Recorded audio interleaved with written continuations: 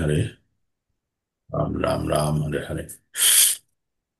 এখন আমরা ভাগবত গীতা ক্লাসের দিকে আমরা অগ্রসর হব। প্রতিদিন আমরা ভগবত গীতা পঠন করি। প্রথমে আমরা ভগবানকে স্মরণ করে নেব। ওম নমো ভগবতে বাসুদেবায়। ওম নমো ভগবতে বাসুদেবায়। ওম নমো ভগবতে বাসুদেবায়। ॐ अज्ञानतिमिरान्धस्य ज्ञानाञ्जनशलाकया चक्षुरुन्मिलितं येन तस्मै श्रीगुरुभ्ये नमः। সকল ভক্তবৃন্দকে পুনরায় চরণ বন্দন করে আমি আজকের বাংলা ভগবদ গীতা ক্লাসের দিকে অগ্রসর হব। ভগবদ গীতা ভগবানের মুখ নিঃসৃত বাণী। আর যতবারই আপনারা শ্রবণ করবেন ততবারই নতুন মনে হবে। আর তখনই জানবেন যে কিছু না কিছু আমি এখান থেকে গ্রহণ করার চেষ্টা করব। তাই ভগবদ গীতা আমাদের কাছে খুব বড় দান স্বরূপ। আমাদের কাছে দান স্বরূপ। আমরা এই ভগবদ গীতার জ্ঞান অর্জন করে আমাদের জীবনের গতিপথকে আমরা পরিবর্তন করতে পারি, প্রকৃত দিশার দিকে আমরা নিয়ে যেতে পারি। আমরা যখন কোনো অচেনা রাস্তার দিকে যাই, তখন রাস্তার দিকে এই যে বোর্ড লেখা থাকে দেখেছেন, যে আপনি মনে করেন কোনো অচেনা জায়গার দিকে যাচ্ছেন, আর আপনি গাড়ি নিয়ে যাচ্ছেন, আপনি রাস্তা চেনেন না। তো রাস্তা কিভাবে চিনবেন? ওই রাস্তার ধারে বোর্ড লেখা থাকে যে এখান থেকে বসিরহাট এখনো 72 কিলোমিটার বাকি, দমদম 13 কিলোমিটার বাকি, বা রানাঘাট 110 কিলোমিটার বাকি, কৃষ্ণনগর 50 কিলোমিটার, মানে এই ধরনের বিভিন্ন রকম লেখা থাকে। তার মানে আমাদের এটা জানতে হবে যে আমরা যে রাস্তায় যাচ্ছি তার একটা পথ নির্দেশিকার মতো একটা জিনিস থাকে, যেটা দেখে আমরা আমরা ঠিক মতো যাচ্ছি কিনা গন্তব্যস্থলের দিকে সেটা পরীক্ষা করা হয়, তাই না? তেমনই আমাদের জীবনে আমরা সঠিক পথে যাচ্ছি কিনা তার ইনস্ট্রাকশনগুলো লেখা আছে ভগবদ গীতায়। ঠিক কি ইনস্ট্রাকশনগুলো লেখা আছে? আমাদের জীবনে আলাদা আলাদা স্টেজে আলাদা আলাদা আলাদা আলাদা কর্ম আছে। আমাদের স্টেজে, জীবনের বিভিন্ন স্টেজে বিভিন্ন ধরনের কর্ম আছে। তো এই কর্মগুলো কি কি? আমাদের যেমন ব্রহ্মচর্য, বানপ্রস্থ, ব্রহ্মচর্য, গার্হস্থ্য, বানপ্রস্থ, সন্ন্যাস, যে আমাদের বর্ণ বর্ণ সিস্টেম, আশ্রম সিস্টেম আছে। আশ্রমে কি আছে? বিভিন্ন স্টেজে বিভিন্ন কাজ করার জন্য। আর আমরা আমাদের জীবনের পরমার্থ কি? আমাদের জীবনের পরমার্থ হচ্ছে ধর্ম, অর্থ, কাম ও মোক্ষ। ধর্ম, অর্থ, কাম ও মোক্ষ। ধর্মের পথে থেকে অর্থ উপার্জন করে আমাদের আমাদের মানসিক যে চাওয়া পাওয়া আছে সেইগুলোকে সেইগুলোকে আমাদেরকে কি করতে হবে? ধর্ম, অর্থ, কাম ও মোক্ষ, সেইগুলোকে আমাদের পরিপূরণ করার পরেই কিন্তু আমরা মোক্ষের দিকে যেতে পারবো। কারণ আমাদের মনের মধ্যে যদি সামান্য চাওয়া পাওয়া থাকে, সেই চাওয়া পাওয়া কিন্তু পরবর্তীতে আমাদেরকে পরবর্তী জীবনের দিকে আমাদেরকে চালিত করে। তো এটি অত্যন্ত গুরুত্বপূর্ণ যে আমাদের প্রকৃত জ্ঞান পাওয়ার জন্য। এই প্রকৃত জ্ঞান আমরা কোথায় থেকে পেতে পারি? আমরা এই প্রকৃত জ্ঞান পেতে পারি ভগবদ গীতা থেকে। ভগবদ গীতা থেকে আমরা 5টি বিষয় সম্বন্ধে জানতে পারি: ঈশ্বর, জীব, প্রকৃতি, সময় এবং কর্ম। এই 5টি বিষয়ের মধ্যে প্রথম 4টি বিষয় হচ্ছে সরাসরি ঈশ্বরের নিয়ন্ত্রণাধীন, এবং পঞ্চম বিষয়টির ক্ষেত্রে মানুষের কাছে কিছু স্বাধীনতা দেওয়া আছে। তাই আমাদের সবসময় মনে রাখতে হবে যে আমাদের জন্য করণীয় কি। আমাদের জন্য কর্ম আমাদের জন্য খোলা আছে, আর বাকি 4টে জায়গা একদম ফিক্সড। কর্ম কি? কর্ম 3 ধরনের কর্ম হয়। একটি হচ্ছে সকাম কর্ম, একটি হচ্ছে বিকর্ম, আর একটি হচ্ছে অকর্ম। সকাম কর্ম মানে যে সমস্ত কর্ম পুণ্য উৎপন্ন করে। বিকর্ম মানে যে সমস্ত কর্ম পাপ উৎপন্ন করে। আর অকর্ম মানে যে কর্ম পাপ উৎপন্ন করে না বা পুণ্য উৎপন্ন করে না। তো আমাদের জীবন ধারণের জন্য প্রত্যেকটা মুহূর্তে কিছু না কিছু কর্ম করতে হয়। আর এই কর্ম যদি কোন রকম ফলযুক্ত থাকে তাহলে আমাদের কিন্তু পরবর্তী জীবনে আবার আমাদেরকে বেঁধে ফেলবে। তাই আমাদেরকে এই বন্ধন মুক্ত হতে হলে আমাদের কি করতে হবে? আমাদের অকর্ম করতে হবে। অকর্ম মানে বিষ্ণুর উদ্দেশ্যে কৃতকর্ম। যখন আমরা কোনো ভগবানের উদ্দেশ্যে কোনো কৃতকর্ম করি, তখন সেই কর্ম কিন্তু আমাদের কোনো বাঁধনে বাঁধতে পারে না, কোনো ফল দেয় না, সুতরাং এটা বন্ধনে বাঁধতে পারে না। কিন্তু আমাদের জীবন ধারণের জন্য কর্ম করার উদ্দেশ্যটাও সফল হয়ে যায়, তাই না? এবার আমাদের জানতে হবে যে কোন কর্মগুলো আমাদের এই এই কর্মগুলোর কি কি অংশ আর কি কি ভাবে আমরা এগোবো। তো আমাদের সব থেকে গুরুত্বপূর্ণ যেটা, সেটা হচ্ছে আমাদের প্রকৃত স্বরূপ জানা, আমাদের স্বরূপ। আর এই স্বরূপ, জীবের স্বরূপ কিভাবে আমরা জানতে পারি? ভগবদ গীতা থেকে। তার মানে প্রত্যেকটা মুহূর্তে আমাদের জীবনে চলার জন্য যে যে জিনিসগুলো দরকার, সেগুলো কিন্তু প্রত্যেকটা কথা ভগবদ গীতায় আছে। আজকে আপনারা প্রথমে তো ভগবদ গীতায় ডিপ্লোমা পড়ার জন্য এসেছিলেন, ভগবদ গীতার জ্ঞান অর্জন। কিন্তু ধীরে ধীরে আপনারা যখন ভগবদ গীতার ভিতরে কি আছে সেটি যখন প্রথমে তো বুঝতে কষ্ট হচ্ছিল, তারপরে যখন আস্তে আস্তে বুঝতে পারছেন, শুরু করেছেন বুঝতে, তখন কিন্তু এক ধরনের আপনাদের মধ্যে আকর্ষণ সৃষ্টি হয়েছে, যেটা যে আমাকে জানতেই হবে বা আমাকে সকালে জপ করতে হবে, ভগবানের নাম করতেই হবে। এগুলো কিন্তু আহ, সাধারণ জিনিস নয়। এগুলো হচ্ছে হুম, আপনাদের সুকৃতির প্রভাব। সুকৃতির মানে কখনো না কখনো আপনারা ভক্তি যোগের সঙ্গে যুক্ত থেকেছেন, যার ফলস্বরূপ আপনাদেরকে বর্তমানে এই সুযোগটা আপনাদের মধ্যে চলে এসেছে বা আপনারা তৈরি করে ফেলেছেন, ঠিক? তো এই এত মানুষের মধ্যে আপনাদের তো আমরা যখন 7 নম্বর অধ্যায় পঠন করেছি তখন জেনেছি হাজার হাজার মানুষের মধ্যে কারোর ভগবত ভক্তি করার ইচ্ছে হয় বা চেষ্টা করে। আর এই রকম হাজার হাজার যারা চেষ্টা করে, তাদের মধ্যে থেকে কেউ একজন ভগবানকে তত্ত্বগতভাবে জানতে পারে। তার মানে আপনারা যারা এখন কানেক্টেড আছেন, তাদেরকে জানতে হবে আপনারা কতজনের মধ্যে থেকে বাছাই করা, যারা ভগবত ভক্তির জন্য সত্যিকারের আপনারা তৎপর হয়ে আছেন। সব সময় আপনাদের মাথার মধ্যে ভগবানের চিন্তা ভাবনা থাকে। এটাই এটাই হচ্ছে ভগবত ভক্তি। ভক্তি মানে হচ্ছে ভগবানের প্রেমময় সেবা। ভক্তি মানে হচ্ছে ভগবানের প্রেমময় সেবা। এবার সেবা বিভিন্ন প্রকার হতে পারে।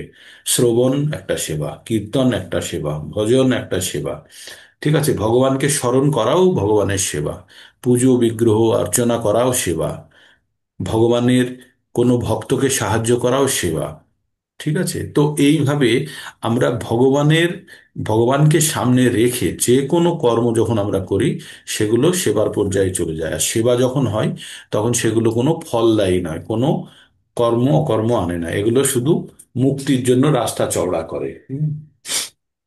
তো আমরা জীবনের যে যে পর্বে আছি, আমি আবার একইটা জিনিস বারে বারে বলছি, যে আমরা জীবনের যে যে পর্বে আছি, এই আসল সত্যটা জেনে জীবনের বাকি সময়টাকে সঠিকভাবে ব্যবহার করতে হবে। আমরা অনেক জন্ম এর আগে আগে অনেকবার জন্মগ্রহণ করেছি, আবার ভবিষ্যতে জন্মগ্রহণ করব হয়তো, যদি আমরা বাকি কাজটা ঠিকভাবে না করতে পারি। তবে জানবেন যে এই এই বা ভগবত ভক্তিতে চলে আসা মানেই আমরা কিন্তু আমাদের যাত্রার একদম শেষের দিকে চলে এসেছি। আর এই সুযোগটাকে আমাদের কোনো মতে হাত থেকে বাইরে যেতে দেওয়া হবে না। আপনারা যারা নিজেরা ভক্তি করার চেষ্টা করছেন, আপনাদের সঙ্গে যারা যুক্ত আছে, তাদেরকেও আপনারা উৎসাহিত করুন। এবং জীবনের প্রকৃত মর্মার্থ, ভগবদ গীতার ডিপ্লোমা পড়তে এসে আপনারা এবার ভগবদ গীতার জ্ঞান থেকে জীবনের মর্মার্থ জানার পর্যায়ে পৌঁছে গেছেন, এবং নিজেকে অ্যাটলিস্ট আয়নাতে দেখতে পাচ্ছেন যে আপনারা কোথায় দাঁড়িয়ে আছেন আর আপনার গন্তব্যস্থল কোথায়, তাই না? আমরা কোনো জায়গাতে যেতে গেলে প্রথমে নিজের স্বরূপটা জানার চেষ্টা করতে হয়। আর ভগবান প্রথমেই অর্জুনকে তার স্বরূপটা জানিয়েছেন। অর্জুনকে জানালেও আমাদেরকে নিজেদেরকে চেনার জন্য উৎসাহিত করেছেন, ঠিক? তো আমরা যখন নিজের প্রকৃত স্বরূপ কিভাবে জানতে পারবো? জ্ঞানের মাধ্যমে। জ্ঞান কিভাবে আসবে? দুটো রাস্তায় আসবে, একটা হচ্ছে শ্রবণ আর একটা হচ্ছে পঠন। হয় আমাদেরকে পড়তে হবে, না হলে শ্রবণ করতে হবে। তো এই বৈদিক জ্ঞান সবসময় পঠন এবং শ্রবণের মাধ্যমেই গেছে। তার মানে একজন বক্তা বলবে আর একজন শুনবে। এইবার যে বক্তা বলবে সে যেন আবার প্রকৃত কোনো গুরুর থেকে শুনে থাকে। সে মন ও ধর্ম বা মন থেকে তৈরি করা কোনো যেন তথ্য না দেয়। সমস্ত কিছুই কিন্তু গ্রন্থ থেকে হবে অথবা তার গুরুর থেকে শোনা হবে। এটাকে বলে পরম্পরা। এইভাবেই জ্ঞানের প্রবাহ কিন্তু চলতে থাকে। তাহলে আমাদের কানকে সবসময় আমাদেরকে সক্রিয় রাখতে হবে। আপনারা একটা জিনিস জানবেন যে যখন আমরা ঘুমোই, তখন আমাদের কিন্তু বাকি অঙ্গগুলো মানে আমাদের সব অঙ্গগুলোই ঘুমোতে থাকে, হার্টটা পাম্প করে বা ব্রেন খুব আংশিক রূপে কাজ করে, আহ বাকিটাও রেস্ট করে। কিন্তু কান আমাদের সক্রিয় থাকে কিভাবে? কান আধা সক্রিয় অবস্থায় থাকে, মানে আমাদের যে পাঁচটি ইন্দ্রিয় আছে, চোখ সম্পূর্ণরূপে বন্ধ থাকে, নাকের চোখ, কর্ণ কর্ণ খোলা থাকে কিছুটা, নাক দিয়ে কোনো গন্ধ তখন আমরা পাই না, গন্ধের জন্য নাক যখন ব্যবহার করি। আর ত্বক, তখন গায়ে হাওয়া লাগছে কি লাগছে না বা ওই তখন অনুভূতিগুলো থাকে না, তার মানে খোলা থাকে শুধু আমাদের একটি কান। আর এই কানের মাধ্যমেই কিন্তু আমাদের ভিতরে প্রবেশ করে কোনো শব্দ যেটা আমাদের চেতনার জন্য লাগে। যেমন আমাদের কম্পিউটার আছে, কম্পিউটারের স্ক্রিনটা অফ হয়ে যায়, তখন আমরা একবার কিবোর্ডটাকে নেড়ে দিই, তাই না? ফোনটা যখন ডিসপ্লেটা বন্ধ হয়ে যায় তখন একবার একটা কি টিপে দিলেই আবার ডিসপ্লেটা চলে আসে। তো তেমনই কান আমাদের খুব সেনসিটিভ অর্গান, যেটা আমাদের ভিতরের তথ্যকে প্রবেশ করানোর জন্য একটা রাস্তা তৈরি করে রেখেছে। তো আমাদের শরীরের মধ্যে কোনো তথ্য, কোনো শব্দ যখন আমাদের মস্তিষ্কের মধ্যে প্রবেশ করানোর জন্য রাস্তাটা কান দিয়ে প্রবেশ করছে আমাদের মস্তিষ্কে বা আমাদের বুদ্ধিতে। ঠিক, এটা যখন আমরা জেনে যাব, এটা যখন আমরা জেনে যাব তখন আমরা কিন্তু এই কান লিখিত ব্যবহার করব। আর কান দিয়ে আমরা কি শ্রবণ করি? ভগবানের পবিত্র নাম। আসলে আমরা দুটো জগৎ, একটা হচ্ছে চিৎ জগৎ মানে চিন্ময় জগৎ, আর একটা হচ্ছে এই জড় জগৎ। জড় জগৎ মানে এই ভৌতিক জগৎ, এই পৃথিবী বা এখানে। এবার চিৎ জগতের সঙ্গে জড় জগতের সম্পর্কের জন্য যে টানেল লাগানো আছে, যদি একটা সুড়ঙ্গ লাগানো থাকে, সেই সুড়ঙ্গ মনে করুন চিৎ জগতে শুরু হচ্ছে, আর সুড়ঙ্গটা এসে শেষ হচ্ছে জড় জগতে। তো চিৎ জগৎ থেকে জড় জগতে যাওয়ার কোনো রাস্তা নেই, ওই সুড়ঙ্গ আছে। ওই সুড়ঙ্গের মাধ্যমে যদি আপনার কাছে এসে কোনো ধ্বনি পৌঁছই, সেটি হচ্ছে এই জড় জগতে আমরা ঘুমিয়ে আছি। তাহলে আপনি বলছেন যে আপনার সামনে আমি কথা বলছি, তাহলে কি করে ঘুমিয়ে আছি? আমরা ঘুমিয়ে আছি চিৎ জগতের রেসপেক্টে। চিৎ জগতের রেসপেক্টে আমরা এই জড় জগতের মধ্যে ঘুমিয়ে আছি, আর আমরা শুধু ভোগ, ইন্দ্রিয় তৃপ্তি বা আমাদের মায়ার দ্বারা আচ্ছন্ন হয়ে এই জড় জগতে কার্যকলাপ করছি। কিন্তু যখনই আমাদের চিৎ জগতের থেকে আমাদের কানে যখনই কোনো শব্দ আসে, সে আমাদেরকে জাগানোর চেষ্টা করে যে এটা তোমার প্রকৃত পরিচয় নয়। যখন একটা বাচ্চা স্বপ্ন দেখে ঘুমের মধ্যে, তখন বিভিন্ন কেঁদে ওঠে বা আ ও অমুক বিভিন্ন ধরনের শব্দ করে, তখন কি হয়, বাড়ির লোক তাকে জাগিয়ে দেয় যে এই জেগে যা, জেগে যা, উঠে পড়, বা জোরে নাক ডাকে তখন জাগিয়ে দেয়, তাই না? তো তেমনি আমরা এই জড়জগতে চিৎ জগতের রেসপেক্টে খুব ঘুমোচ্ছি, আর আমাদের জাগানোর একটাই রাস্তা হচ্ছে, সেটা হচ্ছে কর্ণের মাধ্যমে, কানের মাধ্যমে। তো কানের মাধ্যমে আমরা যখন শ্রবণ করব তখনই আমাদের ভিতরে সত্তা, যেটা চিৎ জগতের রেসপেক্টে বা সাপেক্ষে ঘুমিয়ে আছে এখানে, সেটা জাগ্রত হতে পারে। আর সেটাই হচ্ছে ভগবত ভক্তি বা ভগবত ভক্তি জ্ঞানের আরোহণের চেষ্টার ফল। ঠিক। তো আপনাদেরকে আমরা ভগবদ গীতার তিনটে অংশে ভাগ করা দেখেছি আমরা: কর্মযোগ, জ্ঞানযোগ এবং ভক্তিযোগ। কর্মযোগ, ভক্তিযোগ এবং জ্ঞানযোগ। ভক্তিযোগের আমরা কর্মযোগ পড়েছি, নারকেলের খোসার মতো শক্ত শেলের মতো আমি বলেছি। তারপরে আবার ভিতরে আর একটা মালা থাকে, সেটাকে কাটার পরেই শাঁস আর জল পাওয়া যায়। তেমনি ভগবদ গীতার জ্ঞান আরোহণ করা অত্যন্ত কঠিন, সকলের জন্য নয়। আর এই জ্ঞান আরোহণ করতে প্রথমেই যখন যায় কেউ, তখনই ওই নারকেলের বাইরের ছিবড়া দেওয়া খোলস, সেটাকে কাটতে হয়, তারপরে খোলস, তার ভিতরে মালা কাটতে হয়, তবেই নারকেল পাওয়া যায়, তাই না? বা তার সুস্বাদু জল পাওয়া যায়। তেমনি ভগবদ গীতার রস আস্বাদন করতে গেলে প্রথমে 1 থেকে 6 নম্বর চ্যাপ্টার পর্যন্ত কিন্তু পড়ে কাউকে কষ্ট করে বেরোতে হবে, তবেই সে ভগবদ গীতার রস, যেটা 7 নম্বর থেকে শুরু হচ্ছে, সেটা কন্টিনিউ হবে। তো এইভাবে তাহলে আমরা ভগবদ গীতার আমরা কর্মযোগের অধ্যায়গুলো পড়ে ফেলেছি, আমরা পড়েছি ভক্তি যোগের অধ্যায়গুলো পড়েছি, এবার ভক্তি যোগের শেষ অধ্যায়ে চলে এসেছি। তার মানে ভগবদ গীতার প্রকৃত জ্ঞান যেটা, সেটা হচ্ছে ভক্তি যোগের জ্ঞান দেওয়ার জন্যই ভগবদ গীতার জ্ঞান। আর এই ভক্তি যোগের জ্ঞানের আমরা বিশেষ অংশগুলো কিন্তু পার করে এসেছি। এবার চলে এসেছি আমরা 12 নম্বর অধ্যায়ে। তো আজকে আমরা 12 নম্বর অধ্যায় শুরু করব। তো আপনাদের কাছে অনুরোধ থাকলো আমার যে আপনারা খুব সিরিয়াসলি, খুব সতর্কতার সঙ্গে শ্রবণ করুন। এই 12 নম্বর অধ্যায়টাও অত্যন্ত গুরুত্বপূর্ণ। আসল কথা, ভক্তিযোগের সব অধ্যায়গুলোই গুরুত্বপূর্ণ। ভক্তিযোগ যে ভগবদ গীতার প্রত্যেকটা কথাই গুরুত্বপূর্ণ, কিন্তু তবুও আমাদের সুবিধার্থে আমরা ছোট বড় করে নিয়েছি। কোনো জায়গাটা আগে পড়বো, কোনো জায়গাটা পরে পড়বো, মানে যাতে আমাদের পুরো জিনিসটা আমাদের পড়তে সুবিধা হয়, হ্যাঁ, বা বুঝতে সুবিধা হয়। এবার আমরা 11 নম্বর অধ্যায়ে আমরা কি শিখলাম? 11 নম্বর অধ্যায়ে ভগবানের বিরাট রূপ দেখালেন কাকে? অর্জুনকে। কেন দেখালেন বিরাট রূপ? বিরাট রূপ এই জন্য দেখালেন যে যারা ভগবানে, যারা বিশ্বাস করে বা করে না, তাদেরকে ভগবান একটি রূপ দেখালেন, দেখিয়ে বললেন যে অর্জুন, তুমি দেখো, তুমি এই রূপেও আমাকে দেখতে পারো যে জগৎ সংসারের ভিতরে আমি কিভাবে ব্যপ্ত হয়ে আছি। আমি সবকিছুর সৃষ্টিকর্তা, সবকিছুর ধ্বংসকর্তা, সবকিছুর রক্ষাকর্তা। আমি সবকিছু, আমাতেই সবকিছু বর্তমান। তুমি এখানেও বর্তমান, অতীত, ভবিষ্যৎ সবকিছু দেখতে পারো। হ্যাঁ। আর আমার এই রূপ দেখার জন্য বহু দেব দেবতারা এবং অনেক মুনি ঋষিরা অনেক আকাঙ্ক্ষা করে থাকে, কিন্তু তাহাদের দ্বারা এটা সম্ভব হয় না।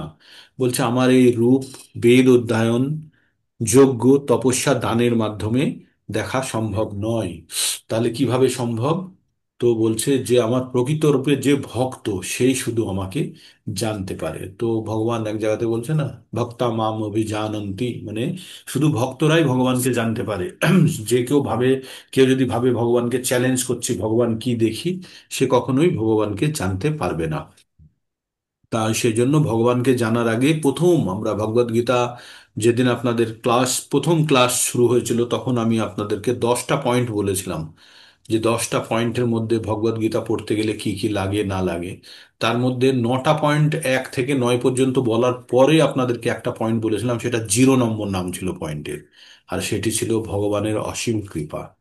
ভগবানের যদি অসীম কৃপা না থাকে, তাহলে সে যতই বিদ্বান হোক আর যতই পণ্ডিত হোক, সে যতই এই বিদ্যার মেশিনের মধ্যে মাথা ঢুকিয়ে দিক, তবুও কিন্তু ভগবদ গীতার জ্ঞান তার দ্বারা অর্জন হবে না। এটা হচ্ছে চরম কথা, যে ভগবানের অপরিসীম, অপরিসীম, ভগবানের অপরিসীম কৃপা লাগে, তবেই এই ভগবদ গীতার জ্ঞান আরোহণ করা যায়। ঠিক। তো আমরা 11 নম্বর অধ্যায় শেষের শ্লোকটি কি বললেন ভগবান?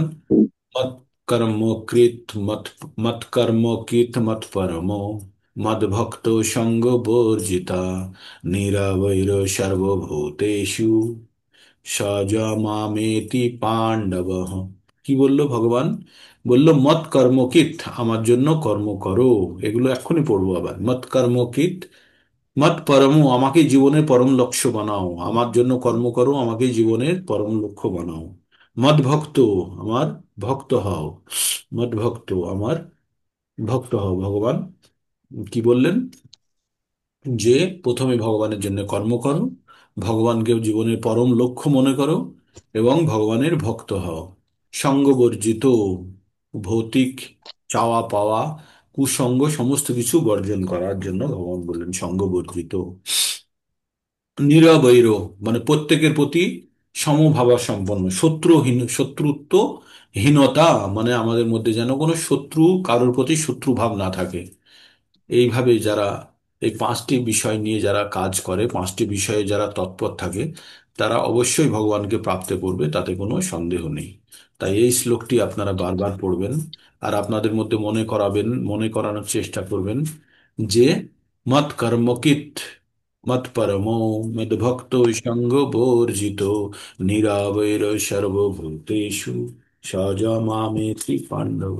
ভগবান বললেন যশ মামেতি পাণ্ডব, সেই ব্যক্তি আমার কাছে আসতে পারে যে ভগবানের জন্য কর্ম করে, ভগবানই যার জীবনের পরম লক্ষ্য, ভগবানের ভক্ত, আর সে কুসঙ্গ বর্জন করে দিয়েছে, আর সে প্রত্যেকের প্রতি সম্পন্ন, কারোর প্রতি তার মনের মধ্যে শত্রুভাব নেই। আর এই শত্রুভাব যদি না থাকে, তাহলে আমরা কি করতে পারবো? শত্রুভাব যদি বর্তমান থাকে, তবে মানে আমরা আহারের সঙ্গে আপনাদের কালকে তুলনা করে বলেছিলাম না, যে যদি কোনো প্রাণীর প্রতি যদি আপনার শত্রুভাব না থাকে, তাহলে কি তাকে আপনি আহার হিসাবে গ্রহণ করতে পারবেন? পারবেন না। তাই এখানে ভগবান বলছে কোনো প্রাণীর প্রতি বা কারোর প্রতি কোনো শত্রু ভাবাপন্ন আহ, রাখা যাবে না। ঠিক আছে, তো এটা বলার পরে এবার ভগবান ভগবান অর্জুনকে একটা জিনিস দেখালো, বিরাট রূপ দেখালো, আর ভগবানের চতুর্ভুজ রূপ দেখালো, আর ভগবানের দ্বিভুজ রূপ দেখালো। এই বিরাট রূপ যেটা, সেটাকে বলা হয় অব্যক্ত, মানে প্রকৃত রূপে ব্যক্ত নয়। এটা বিশেষ বিশেষ সময়ে শুধু দেখানো হয়। হ্যাঁ, তো তাহলে ভগবানকে আমরা কি রকম ভাবতে পারি? আকার ভাবতে পারি আর নিরাকার ভাবতে পারি। না, বিশাল ব্যক্ত হয়ে আছে, আর বিশালকে ভাবনা চিন্তা করা খুব কঠিন। তাই এবার অর্জুনের মনের মধ্যে প্রশ্ন হচ্ছে, তাহলে কোন কোন রূপে ভগবানকে আমরা পুজো করব, ভগবানকে আমরা কোন রূপে পুজো করব? তো এবার আমরা প্রবেশ করছি দ্বাদশ অধ্যায়। এই অধ্যায়ের নাম হচ্ছে ভক্তিযোগ। এবার অর্জুন ভগবানের কাছে বিশ্বরূপ দেখার পরে এই প্রশ্নগুলি অর্জুনের মনের মধ্যে তৈরি হয়েছে। হুম, এবার অর্জুন জিজ্ঞেস করছে, অর্জুন উবাচ এবং সতত যুক্তায়ে ভক্তস্ত্বাং পর্যা উপাসতে ये চাপ্যক্ষরম ব্যক্তম তেষাং কে যোগবিত্তমা এবং সতত যুক্তায়ে ভক্তস্তাং পর্যা উপাসতে ये চাপ্যক্ষরম অব্যক্তম তেষাঙ্কে যোগবিত্তমা।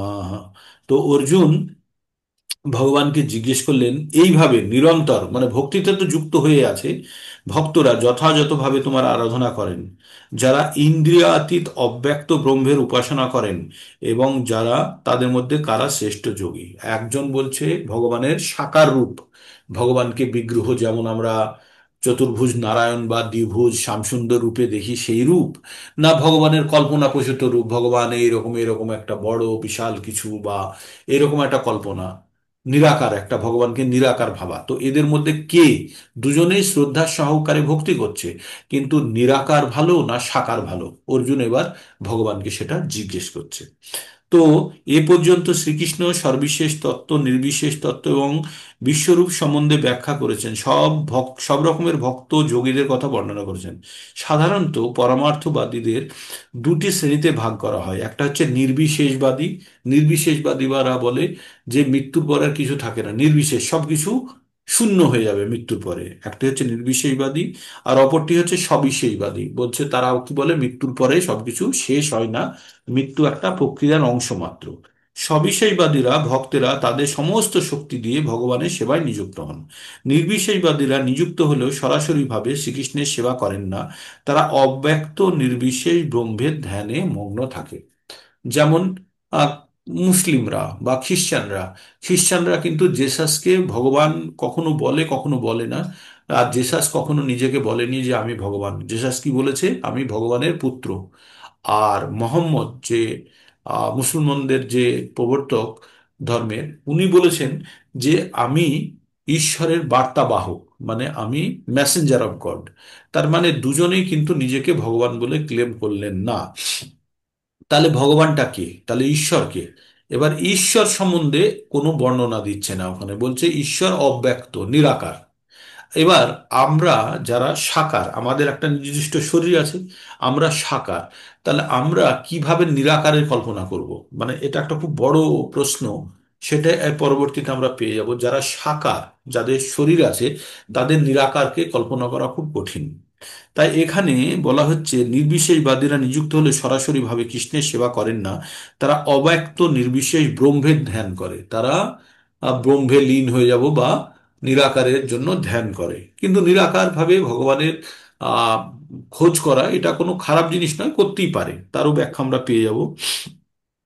ভক্তিযোগে প্রত্যক্ষভাবে যারা ভগবানের আরাধনা করেন তাদের বলা হয় সবিশেষবাদী। নির্বিশেষ ব্রহ্মের ধ্যানে যারা যুক্ত থাকে তাদের বলা হয় নির্বিশেষবাদী। অর্জুন এখানে জিজ্ঞেস করেছেন কোন পন্থাটি অধিকতর ভালো, শ্রেয়।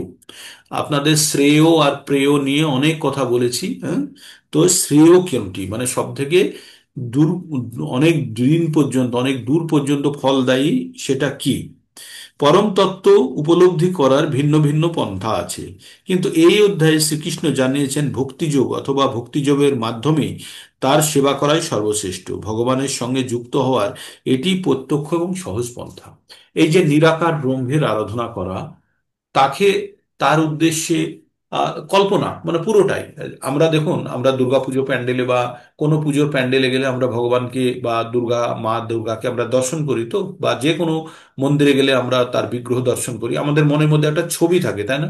যে আমরা এই দেখে এসছিলাম, এই আছে। তো এই যে ছবিটা কখন হবে? যখন কোনো একটা জিনিস দেখেছেন। কিন্তু যখন আপনি কোনো একটা জিনিস দেখেননি, আর সেই জিনিসটা নিয়ে আপনি কল্পনা করছেন আর সেইটাকে ভাবছেন আপনি ঈশ্বর, তাহলে এই ধরনের কল্পনা করা অত্যন্ত কঠিন কাজ। হুম। তো ভগবদ গীতার দ্বিতীয় অধ্যায়ে পরমেশ্বর ভগবান ব্যাখ্যা করে বলেছেন যে জড় দেহটি জীবের স্বরূপ নয়, জীবের স্বরূপ হচ্ছে চিৎ স্ফুলিঙ্গ। চিৎ স্ফুলিঙ্গ মানে হচ্ছে চিৎ, মানে হচ্ছে চিন্ময়, আর স্ফুলিঙ্গ মানে একটি ক্ষুদ্র অংশ, মানে জোরে যখন আগুন জ্বলছে কোনো জায়গা থেকে, কখনো কখনো দেখবেন ছোট ছোট ফুলিঙ্গ বেরিয়ে চলে যায়। তো এই আমাদের জীবনকে চিৎ স্ফুলিঙ্গ বলছে। এবং পরম তত্ত্ব হচ্ছে বিভু চৈতন্য, আর ঈশ্বর হচ্ছেন বিভু। সপ্তম অধ্যায়ে শ্রীকৃষ্ণ নিজেকে বিভু চৈতন্যের বিভিন্ন অংশ বলে বর্ণনা করেছেন। সেই বিভু চৈতন্য ভগবানের প্রতিটি জীবের চেতনাকে সম্পূর্ণভাবে নিবদ্ধ করতে তিনি নির্দেশ দিয়েছেন। মানে আমাদের ভাবনা চিন্তা সম্পূর্ণভাবে ভগবানের শক্তি এবং ভগবানের উপরেই আমাদেরকে নিবদ্ধ করতে হবে, আটকে রাখতে হবে। মৃত্যুর সময় যিনি কৃষ্ণকে চিন্তা করেছেন, তিনি তৎক্ষণাৎ অপ্রাকৃত জগতে শ্রীকৃষ্ণের ধামে উত্তীর্ণ হন। আমরা পড়েছি 8.5, অন্তকালে চ মামেব। তো তাই বলছে, ভগবানকে কেউ যদি মৃত্যুর সময় স্মরণ করতে পারে, তাহলেও সে কিন্তু ভগবানের ধামে সরাসরি যাবে, সেই কথাটি এখানে স্পষ্টভাবে বলা হয়েছে।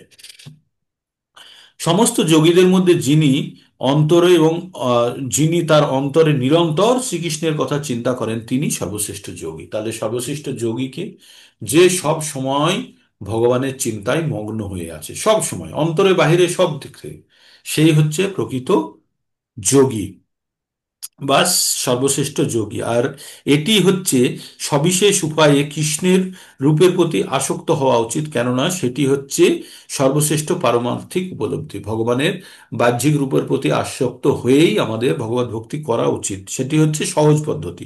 এবার ভগবানকে যদি কেউ নিরাকার মেনে যদি কেউ পুজো করে, করতে পারে, কোনো অসুবিধা নেই, কিন্তু সেটি অধিক কষ্টকর। তাই বাস্তবিক পক্ষে পারমার্থবিদরা দুটি ভাগে বিভক্ত। এখানে অর্জুন জানবার চেষ্টা করছে এই দুই ধরনের পরমার্থবাদের মধ্যে কোন পন্থাটি সহজতর আর কোনটি শ্রেয়স্কর। পক্ষান্তরে বলা যায় তিনি নিজের অবস্থা যাচাই করে নিচ্ছেন। অর্জুন এত শোনার পরে নিজে যেটা ভাবছে সেটা কি ঠিক, সেটা ভগবানের কাছ থেকে ভেরিফাই করে নিচ্ছেন।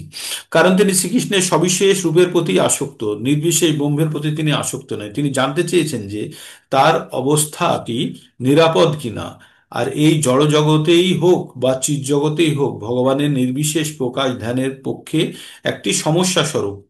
নির্বিশেষ মানে নিরাকার রূপটা একটি সমস্যা স্বরূপ। প্রকৃতপক্ষে কেউই এই তত্ত্বের নির্বিশেষ প্রকাশ অংশটি যথাযথভাবে কল্পনা করতে পারে না। তাই অর্জুন বলতে চাইছেন, এভাবে সময় নষ্ট করে কি লাভ? যে ভগবানের একটা শরীর কল্পনা করে তার প্রতি ধ্যান লাগানো, এরকম, এটাকে সময় নষ্টের সঙ্গে তুলনা করেছেন। তাই বলেছেন যে একাদশ অধ্যায়ে ভগবানের অর্জুনের যে অভিজ্ঞতা হয়েছে, তাতে শ্রীকৃষ্ণের সবিশেষ রূপের প্রতি তার আসক্ত থাকাই উত্তম, কারণ তিনি অনাশয়ে তার অন্যান্য রূপসমূহের যুগপৎ ভাবে অবগত হওয়া এবং কৃষ্ণপ্রেম কোনো বিঘ্ন সৃষ্টি করে না। কৃষ্ণের কাছে অর্জুনের এই গুরুত্বপূর্ণ প্রশ্নটি তত্ত্বের মাধ্যমে নির্বিশেষে ও সবিশেষ ধারণার মধ্যে পার্থক্য আরো স্পষ্টভাবে নিরূপণ করে। আপনাদের কিন্তু এখানে জানতে হবে ভগবানের দুটি রূপ, একটি হচ্ছে নির্বিশেষ আর একটি হচ্ছে সবিশেষ। সবিশেষ মানে যে রূপটি আপনি দেখতে পাবেন, স্পর্শ করতে পারবেন, আপনি তার সঙ্গে ইন্টারাক্ট করতে পারবেন না। নির্বিশেষ রূপটা পুরো কল্পনার উপরে রাখা। ঠিক আছে? তো কল্পনার উপরে কতক্ষণ পর্যন্ত আপনি, আমার কল্পনা যেটা, সেটা আপনাদের কল্পনার মধ্যে কি আমি বোঝাতে পারবো? পারবো না।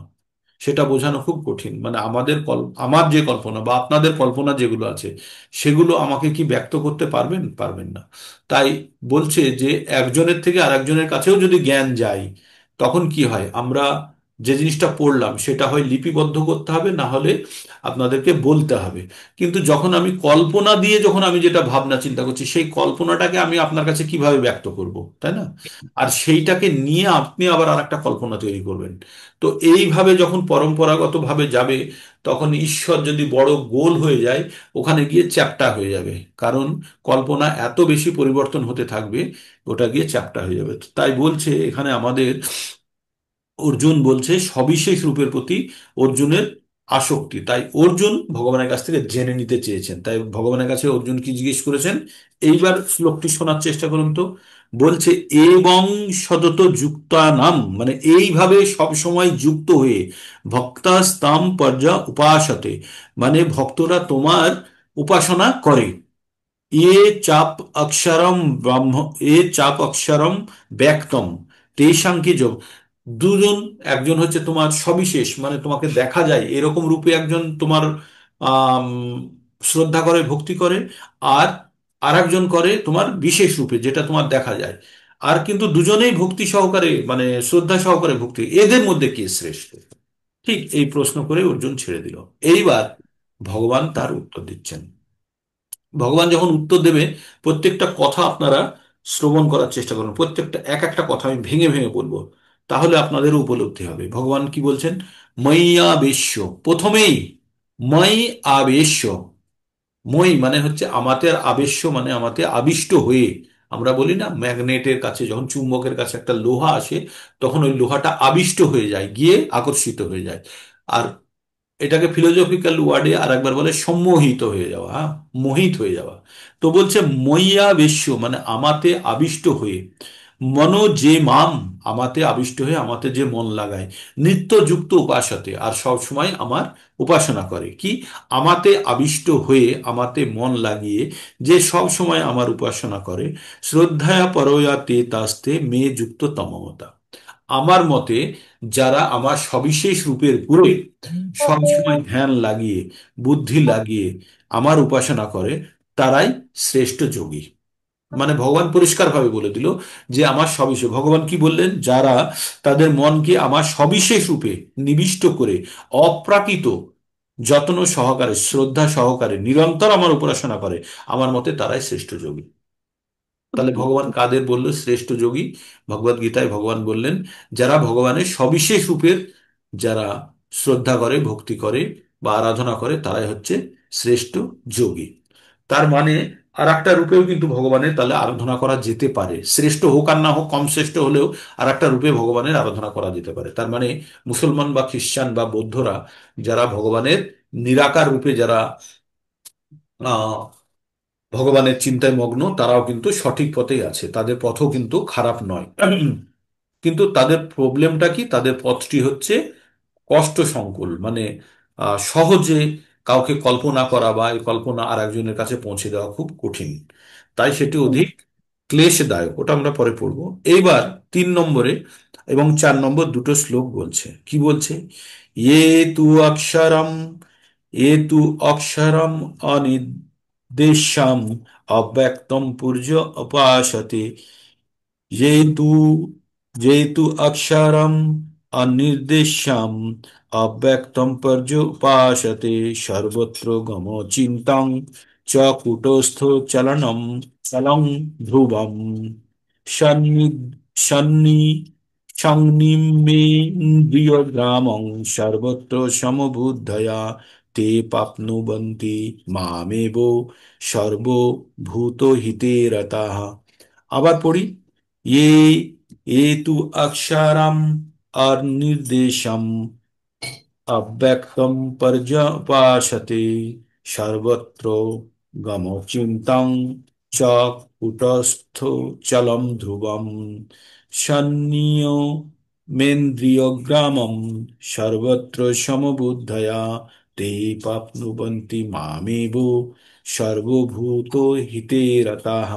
তো ভগবান এখানে এবার কি বলছেন, যারা ইন্দ্রিয় সংযত করে, সকলের প্রতি সমভাব সম্পন্ন হয়ে, সর্বভূতের কল্যাণে রত, তারা আমার অক্ষর, অনির্বাচনীয়, অব্যক্ত, সর্বপ্রতি, সর্বব্যাপী, অচিন্ত, অপরিবর্তনীয় অচল, ধ্রুব, নির্বিশেষ স্বরূপকে উপাসনা করেন, তারাও অবশেষে আমাকে প্রাপ্ত হয়। তার মানে যারা নির্বিশেষ ব্রহ্মকে যারা আহ পুজো অর্চনা করে বা শ্রদ্ধা করে বা ভক্তি করে, তারাও কিন্তু ভগবানকে পেতে পারে। কিভাবে পেতে পারে? তাদের কি কি করতে হবে, তাদের কয়েকটা ফর্মুলা বলেছে। তাদের ইন্দ্রিয়কে সংযত করতে হয় প্রথমে, সকলের প্রতি সমভাবা সম্পন্ন, মানে কাউকে শত্রু ভাবলে হবে না, সর্বভূতের কল্যাণে রত, সব সময় অন্যান্য প্রাণীদের, তাদের সেবায় তারা রত হয়ে, অনির্বাচনীয়, অব্যক্ত, সর্বব্যাপী, অচিন্ত, অপরিবর্তনশীল, পরিবর্তনীয়, অচল, ধ্রুব এবং নির্বিশেষ স্বরূপকে উপাসনা করেন, তারা অবশেষে ভগবানকে প্রাপ্ত করবে। তাহলে যারা ভগবানকে, ভগবানের নিরাকার রূপে প্রার্থনা করে, তাদের কি কি হতে হবে? প্রথমে তাদের ইন্দ্রিয় সংযত হতে হবে, প্রথম। 2 নম্বর হচ্ছে হবে প্রত্যেকের প্রতি সমভাবা সম্পন্ন, কারোর প্রতি শত্রু মিত্রের ভাব যেন না থাকে, তার মানে ব্রহ্মস্থিতির মতো। সর্বভূতের কল্যাণে রত, যে কখনোই সে যে কাজই করুক, সে প্রথমেই ভাববে যে প্রত্যেকটা প্রাণীর এতে উপকার হবে তো, আর সেই পন্থা উদ্দেশ্য সাধন করার জন্যই সেটার জন্য আর কি হবে, অব্যক্ত সর্বব্যাপী ভগবানের চিন্তায় সে মগ্ন। তবে এই রকম নির্বিশেষ স্বরূপকেও তারা উপাসনা করতে পারেন, করেও তারা ভগবানকে প্রাপ্ত করতে পারেন। তার মানে মুসলমানরা বা খ্রিস্টানরা যে আল্লাহ আকবার বলে, ওরা যদি ওরা ইন্দ্রিয় সংযম করে, অন্যের প্রতি শত্রুতা রহিত হয়ে, সর্বভূতের মঙ্গলের জন্য কামনা করে এইভাবে যদি তারা প্রার্থনা করে, তারাও কিন্তু ভগবানকে পাবে, তারাও ভগবানকে পাবে। কিন্তু তাদের প্রবলেম কি? তারা সকলের প্রতি সমভাবা সম্পন্ন নয়, তাদের ইন্দ্রিয় সংযত নেই, আর তারা প্রত্যেকটি জীবকে সমান বা মিত্র ভাবে দেখে না, তারা শত্রু ভাবেই দেখে। তাই তারা অন্যকে হত্যা করে খেতে পারে। তো এই রকম পরিস্থিতিতে কি হয়, ভক্তির একটা সূচনা হয়। মানে যারা অন্যায় করছে এবং ভক্তি করছে, তাদের কি হয়, তাদেরকে কিন্তু পরবর্তীতে আবার ভক্তি করার জন্য সুযোগ আসে। তাই কেউ যখন আহ তাদের আধ্যাত্মিক দেবতা বা তারা যাকে পুজো করছে বা যে ঈশ্বরের তারা কল্পনা করছে বা যার উদ্দেশ্যে তারা জীবনকে সময় ব্যক্ত করছে তাকে পাওয়ার জন্য, সেগুলোর ফল কিন্তু পরবর্তীতে আসে, অবশ্যই আসবে। তার মানে আপনি এরকম ভাবতে পারেন, কোনো মসজিদের ভালো ইমাম, কোনো মসজিদের ভালো ইমাম যে প্রকৃতপক্ষে ভগবান ভক্তি করার চেষ্টা করছে, পরবর্তীতে কোনো বৈষ্ণব বা ব্রাহ্মণ হয়ে জন্মগ্রহণ করতেও পারে তার বাকি কাজটুকু সম্পন্ন করার জন্য। কারণ সে যখন তাদের মসজিদে বা চার্চে যখন তারা উপাসনা করছে, তখন তারা যেহেতু প্রত্যেকের প্রতি সমাভাব সম্পন্ন হতে পারছে না, কারণ তাদের আহারের উপরে কন্ট্রোল নেই, তারা একটা প্রাণীকে হত্যা করতে রাজি আছে। তো এই যে সমভাব সম্পন্ন কথাটি যেহেতু নেই, কিন্তু বাকি কাজগুলো কিন্তু সে করছে, তো বাকি কাজগুলোর জন্য যেটা উপার্জিত হবে সেটা কিন্তু পরবর্তী জীবনে তাকে চালিত করতে সাহায্য করবে। তো পরবর্তী জীবনে যখন চালিত হবে, তখন তার কাছে এমন একটা সুযোগ আসবে যে আগে যে কাজগুলো করেছে সেগুলো থেকে যেন সে মানে সেগুলো দূরে থাকতে পারে। তাই তার কাছে উচ্চ ও একটা ভালো প্ল্যাটফর্ম পাবে সে, যাতে সে ভগবত ভক্তি করতে পারে। আর আমাদের ক্ষেত্রে যারা আমরা ভগবত ভক্তি করার চেষ্টাও করছি, অথচ আমাদের এখনো বিভিন্ন ধরনের আমিষ জাতীয় খাবারে আসক্তি আছে, তারা পরবর্তীতে কিন্তু তারা ভক্তির পথেই থাকবে এবং আমিষও গ্রহণ করার সুযোগ পাবে। তো তাদের একটু পতনও হতে পারে, মানে সেই জায়গাটাও আবার ভেবে থাকতে হতে পারে। তো সেই জন্য আমাদের এই জীবনে জ্ঞান অর্জনের পরে আমাদের কিন্তু খুব সতর্ক হয়ে চলার কথা। হ্যাঁ, আমরা যখন কাঁচের দরজার মধ্যে দিয়ে যাচ্ছি আর কাঁচের টানেল, তখন সবসময় আমাদের সতর্ক থাকতে হবে। ভেঙে গেলেই কিন্তু আমাদের গা হাত পা সব কেটে যাবে, তাই না? তো তাহলে আপনারা যখন এই প্রকৃত জ্ঞানটি অর্জন করে ফেলেছেন, যে প্রত্যেকের প্রতি সমভাবা সম্পন্ন, কেউ আপনার শত্রু নয়, আর প্রত্যেকেই কিন্তু ভগবানের সন্তান, আর আমিও সন্তান, তাহলে আমারও অধিকার নেই, বড় ভাইয়ের অধিকার নেই ছোট ভাইয়ের কিডনি কেটে বিক্রি করে দিয়ে টাকা উপার্জন করা, তাই না? তো আমরা তাই করছি যে যাদের শক্তি নেই, যারা প্রকাশ করতে পারে না, তাদেরকে কিন্তু আমরা সব সময় শোষণ করছি। এটা ভগবান কখনোই ভালোভাবে দেখেন না। হুম। এইটাকে যে বৈরী নাম, কথাটা আগের শ্লোকে পড়লাম, 11 নম্বরে, বৈরী নাম, কারোর প্রতি শত্রুতা ভাব থাকা থাকবে না। আবার এইখানে আমরা পড়লাম কি, যারা সমস্ত ইন্দ্রিয় সংযত করে প্রত্যেকের প্রতি সমভাবা সম্পন্ন। আমরা 9 নম্বরে পড়েছি, 9 নম্বরে 29 নম্বর শ্লোকে, সমহং সর্বভূতেষু না মে দেশস্তি না প্রিয় ইয়ো ভজন্তে তু মে ভক্তা মই তে তেষি চপ্পায়াম। ভগবান বলছে, ভগবান নিজে প্রত্যেকের প্রতি সমভাবা সম্পন্ন, না ভগবানের কাছে কেউ প্রিয় না কেউ অপ্রিয় আছে। কিন্তু যে ভগবানের ভজনা করে তার জন্য ভগবানের জন্য বিশেষ জায়গা, ভগবান তার হৃদয়ে বাস করে এবং সেও ভগবানের হৃদয়ে বাস করে। ঠিক আছে, তো ভগবান এইভাবে, তাই এখানে ভগবান বললেন সমভাবা সম্পন্ন। আমরা কাউকে কিন্তু শত্রু ভেবে আল্লাহ জিহাদ করে কখনো আল্লাহকে খুশি করতে পারবেন না। যারা প্রকৃত অর্থে ধর্মের, যারা মুসলিম ধর্মে যারা আছে, তারা অন্যকে হত্যা করে, আর তাদের ধর্মের গ্রন্থে যদি লেখা থাকে তাহলে সেখান থেকে তারা সাকসেস পাবে না। ওই পরবর্তীতে হয়তো, আর যেহেতু তারা আধ্যাত্মিকতার মধ্যে আছে, সেখান থেকে কিছু সুযোগ পেলে সেগুলো পরবর্তীতে জীবনে তার কিছুটা হলেও সুবিধা এনে দিতে পারে, যে ভগবত ভক্তির পথে একটা রাস্তা, বাট ওখান থেকে মুক্তি পাওয়া প্রায় অসম্ভব। কারণ ওরা নিরাকার ব্রহ্মের সেবা করতে পারে, কিন্তু তাদেরকে কি হতে হবে, তাদের ইন্দ্রিয় সংযত হতে হবে। তাদের ইন্দ্রিয় মানে 5টি ইন্দ্রিয় আছে, আমাদের কর্মেন্দ্রিয় 5টি আছে না, হাত পা মুখ উদর, হাত পা মুখ পায়ু আর উপস্থ, এই 5টি ইন্দ্রিয়কে সংযত ওদের কেউ করতে পারবেন? যদি পারে তাহলে সে নিরাকার ব্রহ্মের সেবা করতে পারে। আর প্রকৃতির প্রত্যেকের প্রতি সমভাবা সম্পন্ন, এই জিনিসটা খুবই গুরুত্বপূর্ণ। আমি একজনকে আমি বন্ধু ভাবলাম আর একজনকে শত্রু ভাবলাম, সেটা হবে না। ভগবান একদম পরিষ্কার ভাবে বলেছে, নিরাকার ব্রহ্মের তুমি সেবা করতে পারো, তুমি পেতে পারো, কিন্তু ইন্দ্রিয় সংযত হতে হবে, সমভাবা সম্পন্ন হতে হবে এবং সর্বভূতের কল্যাণে রত হতে হবে। মানে আমি প্রত্যেককে সাহায্য করব, হেল্প করব, এবং প্রত্যেকের প্রতি সমভাবা সম্পন্ন থাকবো, এবং আমার ইন্দ্রিয় সংযত থাকবে। এই 3টে জিনিস যখন থাকবে ঠিকভাবে, তখনই কিন্তু আমি অব্যক্তের, আমি যদি আরাধনা করি তাহলে কিছুটা ফল পাওয়া যেতে পারে। তাহলে বোঝা গেল এটা কতখানি কষ্টদায়ক। এইবার এতক্ষণ যে কথাটা বললাম সেই কথাটাকেই ভগবান একটা শ্লোকের মাধ্যমে বলছে। তার মানে আপনাদেরকে আগে আমরা বলেই ফেলেছি কি, এবার এই পরের শ্লোকে পড়বো। ক্লেশো ক্লেশোদিতরস্তেষাম অব্যক্ত আসক্ত চেতসাম অব্যক্ত হি গতির দুঃখম দেহ বুদ্ধির ব্যাপতে। তো এই যে প্রথমে এই একটা শব্দ দেওয়া আছে, দিয়ে একটা লাইন তৈরি করা আছে, এটাকে আপনারা ভেঙে ভেঙে পড়বেন।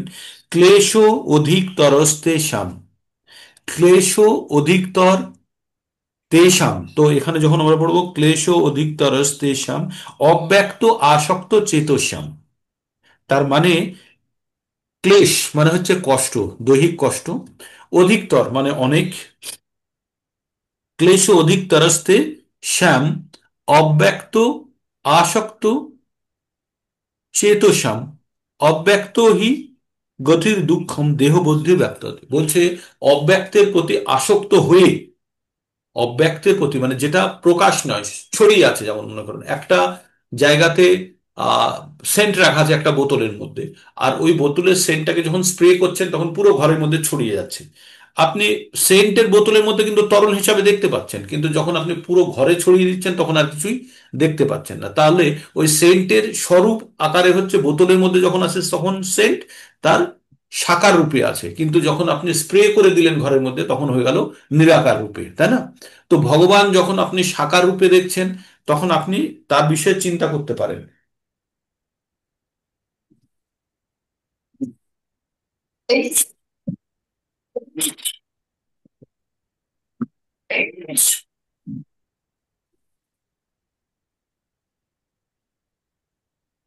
তো আপনি যখন সাকার রূপে যখন দেখছেন তখন আপনি ওই জিনিসটা সম্বন্ধে ভাবতে পারছেন, কিন্তু নিরাকার মানে আপনার ঘরের মধ্যে পুরো সেন্ট ছড়ানো আছে। এবার সেই সেন্টের উপরে আপনার কনসেন্ট্রেশন বা আপনার যে একাগ্রতা বাড়ানো খুব কষ্টকর, তাই না? তো তাই এখানে বলছে ক্লেশ অধিক তরস্তে শ্যাম অব্যক্ত আসক্ত চেতা শ্যাম অব্যক্ত হি গতির দুঃখান দেহ বুদ্ধিরও ব্যাপতে। বলছে যাদের মন ভগবানের অব্যক্ত নির্বিশেষ ব্রহ্মের প্রতি আসক্ত, তাদের ক্লেশ অধিকতর। ক্লেশ মানে তাদের কষ্ট বেশি। অব্যক্তের উপাসনার ফলে দেহধারী জীবেদের কেবল দুঃখই লাভ হয়। আমরা আমরা দেহধারী জীব, এবার আমরা কার উপাসনা করছি? অব্যক্তের। অব্যক্ত মানে হচ্ছে নিরাকার। আমরা নিরাকারের আমরা উপাসনা করছি। তাই বলছে এখানে এই 5 নম্বরটা শুনুন। যাদের মন ভগবানের অব্যক্ত নির্বিশেষ রূপের প্রতি আসক্ত, তাদের ক্লেশ অধিকতর, ক্লেশ মানে কষ্ট, অব্যক্তের আর উপাসনার ফলে দেহধারী জীবের কেবল দুঃখই লাভ হয়। সরি, আমার মানে ভীষণভাবে সর্দির একটা ঢুকে গেছে, হাঁচি আসছে বারে বারে। তো তাহলে আমরা কি জানলাম? তাহলে যারা সবিশেষ রূপের আরাধনা করে না, যারা নির্বিশেষ রূপের আরাধনা করে, যারা নিরাকার ব্রহ্মের যারা আরাধনা করে, তাদের কিন্তু শারীরিক কষ্ট বেশি, তাদেরকে ভগবানের প্রতি তাদের একাগ্রতা করা খুব কঠিন। তাই বলছে যে সমস্ত আধ্যাত্মবাদীরা ভগবানের অচিন্ত্য অব্যক্ত নির্বিশেষ তত্ত্ব জানবার প্রয়াসী, তাদের বলা হয় জ্ঞানযোগী। তারা সম্পূর্ণরূপে কৃষ্ণ ভাবনায় হয়ে ভক্তিযুক্ত চিত্তে ভগবানের সেবা করেন, তাদের বলা হয় ভক্তিযোগী। এখন এখানে জ্ঞানযোগ ও ভক্তিযোগের মধ্যে পার্থক্য সম্পূর্ণ সুস্পষ্টভাবে ব্যক্ত করা হয়েছে। জ্ঞানযোগের পন্থা পরিণামে একই লক্ষ্যে গিয়ে উপনীত হলেও তারা অত্যন্ত ক্লেশ সাপেক্ষ, কিন্তু ভক্তিযোগের পন্থা বা সরাসরি ভগবানের সেবা করার পন্থা অত্যন্ত সহজ, তা দেহধারী জীবের পক্ষে সহজাত। আমরা ভগবানকে কল্পনা করার আগে আমরা ভগবানকে যদি দেখতে পাই বিগ্রহ রূপে, তাহলে কি আমাদের এটা অধিক সুবিধাজনক নয়? অধিক সুবিধাজনক। তাই তাই বলছে কিন্তু ভক্তিযোগের পন্থা সরাসরিভাবে ভগবানের সেবা সেবা করার পন্থা অত্যন্ত সহজ, দেহধারী জীবের পক্ষে সহজাত। অনধিকাল ধরে আত্মা দেহের মধ্যে আবদ্ধ আছে, আর সে যে তার দেহ নয়, তত্ত্বগতভাবে সেই ধারণা করা তার পক্ষে কঠিন। তাই ভক্তিযোগী শ্রীকৃষ্ণের অর্চ বিগ্রহের অর্চনা করার পন্থা অবলম্বন করেন, কারণ তার ফলে মনের মধ্যে সবিশেষ রূপের বদ্ধমূল ধারণটি বাহ্যিক প্রয়োগ করা যায়। মন্দিরে ভগবান শ্রীকৃষ্ণের অর্চ বিগ্রহের যে পূজা হয়, কোনো মতে সেটি মূর্তি পূজা নয়। বৈদিক শাস্ত্রে সগুণ এবং নির্গুণ উভয় উপাসনার উল্লেখ করা হয়েছে। মন্দিরে ভগবান শ্রী বিগ্রহের যে উপাসনা করা হয় তা সগুণ উপাসনা, কেননা জড় গুণাবলীর দ্বারা সেখানে ভগবান প্রকাশিত হয়েছেন। ভগবান যদিও পাথর, কাঠ অথবা তৈলচিত্র আদি জড় গুণের দ্বারা প্রকাশিত হন, কিন্তু প্রকৃতপক্ষে তা জড় নয়, সেটি পরমেশ্বর ভগবানের অপ্রাকৃত তত্ত্ব। এই সম্বন্ধে মূল উদাহরণ এখানে দেওয়া যেতে পারে যে রাস্তার পাশে আমরা একটা ডাক বক্স দেখতে পাই, লেটার বক্স দেখতে পাই আমরা কোথায়? লাল রঙের একটা ঝোলানো থাকতো আগে, এখন হয়তো আর থাকে না, দেখতে পাই। আর সেই বাক্সে আমরা চিঠিপত্র ফেলি, সেগুলি স্বাভাবিকভাবে গন্তব্যস্থলে পৌঁছে যায়। আর সেই বাক্সে যদি আপনি যেখানে কোনো চিঠি পাঠাতে চাইছেন, যখন সেখানে ফেলবেন, সেই চিঠিটা সহজেই পৌঁছে যাবে। কিন্তু যদি একটি পুরনো বাক্সে অথবা ডাচ বাক্সের অনুকরণে কেউ একটা ওই লাল রঙেরই একটা ওইরকম সিলিন্ডারের মতো একটা বানালো, বাক্স বানালো, বানিয়ে ওই যেটা টাঙানো আছে ওই রকমই আর একটা জায়গাতে টাঙিয়ে দিল, আর তারপরে লিখলো লেটার বক্স, লিখে লেখাও আছে, এবার দিয়ে তালা দেওয়া আছে, সেখানে সেখানে যদি কেউ চিঠি ফেলে, সেই চিঠি যাবে যদি অথরাইজ ব্যক্তি না লাগায়, সেই ডাচ বাক্স তার মধ্যেই পড়ে থাকবে। তাই বলছে কিন্তু যদি কোনো পুরানো বাক্সে অথবা ডাচ বাক্সের অনুকরণে তৈরি ডাকঘরের অনুমোদিত কোনো বাক্সে, ডাক ডাক ঘরের অননুমোদিত কোনো বাক্সে চিঠি ফেললে সে কাজ হবে না। তেমনি মন্দিরে প্রতিষ্ঠিত ভগবান শ্রীমূর্তি ভগবানের অনুমোদিত প্রকাশ, যাকে বলা হয় অর্চ বিগ্রহ, অর্চা বিগ্রহ। এই অর্চা বিগ্রহ ভগবানের অবতার, ভগবানের এই রূপের মাধ্যমে ভগবানের সেবা করা হয় আর সেবা গ্রহণ করেন। তাই ভগবান সর্বশক্তিমান, তিনি অর্চ বিগ্রহ রূপে অবতারের মাধ্যমে ভক্তের সেবা গ্রহণ করে থাকেন। জড়জগতের বন্ধনে আবদ্ধ মানুষের সুবিধার্থে তিনি এই বন্দোবস্ত করেছেন। এবার বলছেন যে তাহলে আমরা যে এই যে ভগবানকে আমরা মন্দিরে দেখি, সেটি ইট কাঠ পাথরের বা আহ, ছবি আঁকাও হতে পারে, হতে পারে, তো তাহলে সেটি ভগবানের রূপ কি করে জানবো? কারণ সেটি হচ্ছে ভগবানের অথরাইজড রূপ, ভগবানকে সেখানে প্রাণ প্রতিষ্ঠা করা হয়। মানে মূর্তি আর বিগ্রহের মধ্যে এটাই পার্থক্য, মূর্তি যখন প্রাণ প্রতিষ্ঠা না করা হয় সেটি একটি মূর্তি মাত্র, কিন্তু তার মধ্যে যখন বৈদিক পদ্ধতিতে প্রাণ প্রতিষ্ঠা করা হয়, তখন সেটি একটি সাকার রূপ ভগবানের, আর সেই রূপটি কিন্তু সেবা করার জন্যই তৈরি। ঠিক তো, সেটা আমাদেরকে জানতে হবে। তাই সবসময় আমরা আমরা এই বড় ব্যাখ্যার মাধ্যমে কি জানতে পাচ্ছি? আমরা জানতে পাচ্ছি যে আমরা কোন দিকে যাব, আমাদের রাস্তাটা বলে দিল, একটি কাঁটার মধ্যে দিয়ে যাবে, কাঁটা জঙ্গলের মধ্যে, আর আর একটা রাস্তা বললে সুন্দর পাকা রাস্তা বানানো আছে, এখান থেকে খুব সহজেই তুমি চলে যেতে পারো। তাহলে আমাদের সহজ এবং সঠিক রাস্তাটাই গ্রহণ করা উচিত। তাই এখানে অলরেডি আমরা সেই রাস্তাতেই আছি। তবে আমাদের যে ঠিক রাস্তায় আছি সেই যুক্তিকে আরো শক্তিশালী করার জন্য এই কথাগুলো এখানে বর্ণনা করা হয়েছে। এইবার যারা ভগবানের এইরূপ ভগবত ভক্তিতে লেগে থাকে তাদের ভগবান কি করেন সেটা কালকে বলবেন। ঠিক আছে, তারা কালকে বলবেন। তো আজকের ক্লাস এখানেই শেষ হচ্ছে। যারা পারবেন ক্যামেরা অন করুন। আর আর মাতাজি যদি বলতে চান প্রভু এখন কেমন আছেন, তাহলেও বলতে পারেন তৃপ্তি মাতাজি, ক্যামেরা অন করে একটু বলতে পারেন। আমরা সবাই একটু আশ্বস্ত হই, প্রভু শরীর নিয়ে আমাদের চিন্তা আছে। বলুন। শরীর খারাপ হবে। বন্ধু আছে। হরে কৃষ্ণা। হরে কৃষ্ণ। হ্যাঁ না, বলুন। আগের থেকে অনেকটা ভালো আছি। অনেকটা ভালো আছে, হ্যাঁ। তাই আমরা সবাই ভগবানের কাছে প্রার্থনা করি প্রভু যেন তাড়াতাড়ি সুস্থ হয়ে আবার আমাদের অনুষ্ঠান চালনা সেই করে বয়সটা যেমন তো আগে বড় চালিয়ে মশাই যেত, ভিতরে ঠিক আছে। থাকতো। হ্যাঁ, আর হ্যাঁ, আমাদের হ্যাঁ। এই জড় শহর শরীরে এইসব আসবেই। হ্যাঁ, আসবেই, আমাদের শরীরে কষ্ট আসবেই। তো সেটা আমাদেরকে সবসময় কেয়ার নিতে হবে। আমরা খাঁচারও আমরা যেন যত্ন নিই। হ্যাঁ। হরে কৃষ্ণ কৃষ্ণ কৃষ্ণ হরে হরে, হরে রাম রাম রাম হরে হরে। এই 12 নম্বর অধ্যায় কিন্তু শুরু হয়ে গেছে। 12 নম্বর অধ্যায় থেকে আমরা প্রকৃত ভক্তি যোগের মধ্যে শেষ অংশটা আমরা পড়ে ফেলছি, ঠিক আছে। তো ভক্তি যোগের যে একটা সারমর্ম, 7 থেকে শুরু করে 12 নম্বর পর্যন্ত, তার একটা সারমর্ম আমরা তৈরি করব দিয়ে এই এই চ্যাপ্টার থেকে একটা সারমর্ম তৈরি করে একটা ক্লাস করব এই 12 নম্বর অধ্যায় পরে। এটি ভগবদ গীতার পরম জ্ঞানের অংশটা, হ্যাঁ। তো কিন্তু আপনাদেরকে একটু সিরিয়াস হতে হবে, চাই ভক্তরা যারা এই ক্লাস মিস করছে বা জয়েন করছে না তাদেরকে কিভাবে সঙ্গে নিয়ে যাবেন। সংখ্যা কিন্তু খুব 25 জন আসতেও খুব কষ্ট পাচ্ছে। আগে 32-35 জন হচ্ছিল। শীতে বলে কেউ উঠতে চাইছে না নাকি, ভগবত ভক্তির পথে শীত বাধা হয়ে দাঁড়ালো। তো আপনারা প্রত্যেকে যারা যারা জানাশোনা আছে কেন যাচ্ছে না তাদের সঙ্গে আলোচনা করুন। কোনো অসুবিধা থাকলে আমরা দেখি কেন হচ্ছে না, ঠিক। তো এখানে আমরা শেষ করছি আজকে। বাঞ্ছা কল্পতরুভ্যশ্চ কৃপা সিন্ধুভ্য এব চ পতিতানাং পাবনেভ্যো বৈষ্ণবেভ্যো নমো নমঃ। হরে কৃষ্ণ।